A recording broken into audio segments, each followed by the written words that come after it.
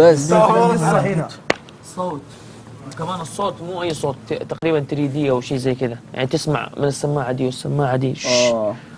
فهمت القصه ولا ما فهمتها؟ اقول لك شربتها شرب. وتقدر تقولها في مجلس بدل ساعه ونص تقولها في 10 دقائق، في 5 دقائق. حلو.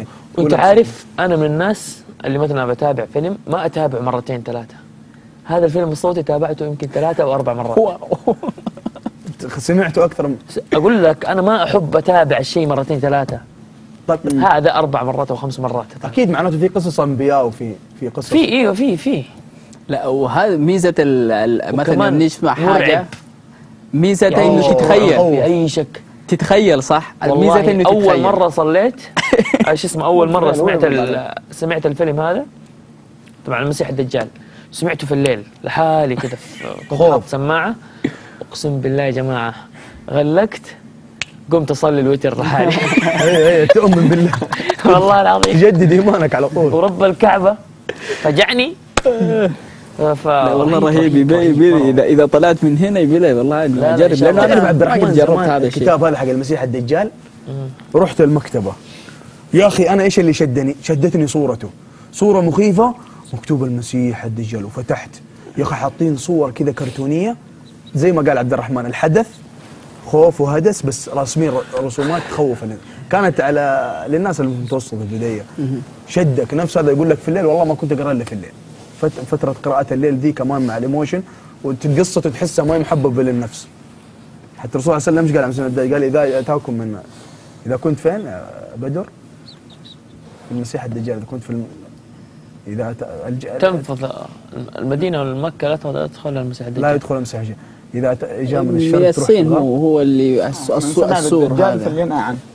فايه؟ في الينأى عنه، اذا سمعت الدجال اهرب مكان ثاني. اهرب مكان. لا هذا حق الصين. ايه ياجوج وماجوج، هذا ياجوج وماجوج حيخرج من هناك. الله اعلم. لا سمعت انا كذا الدجال يخرج من خراسان. خراسان في ايران يعني. ما في الصين هذه بعضهم قالوا انه ياجوج وماجوج هم الصينيين نفسهم. ايه في ناس بس عبد الرحمن في اصوات كذا نفسهم السور هذا مو كانهم، انا ماني متاكد من السالفه ابدا. صوره ياجوج وماجوج ماني متاكد من الرصاص ومن سواها عليهم الكهف. ايه سوره الكهف مذكورين.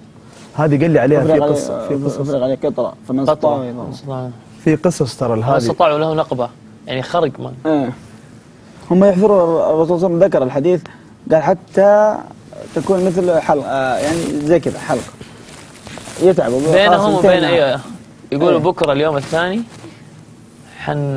حنحفر، ويرجعوا يلاقوا هذا زي ما كان، ويرجعوا يحفروا ونفس الفكره، الا أن لما واحد يقول فيهم ان شاء الله بكره نكمل، سبحان الله.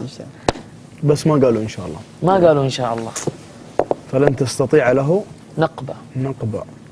نقبه الحفر. تحس نفسك سبحان الله يا اخي. هذا اقول لك، يقول لي عبد الرحمن على نفسه اللي تكلم عليه قصه المسيح الدجال، قصص الانبياء، والله يقول لي ادمان لو تسمع صوت.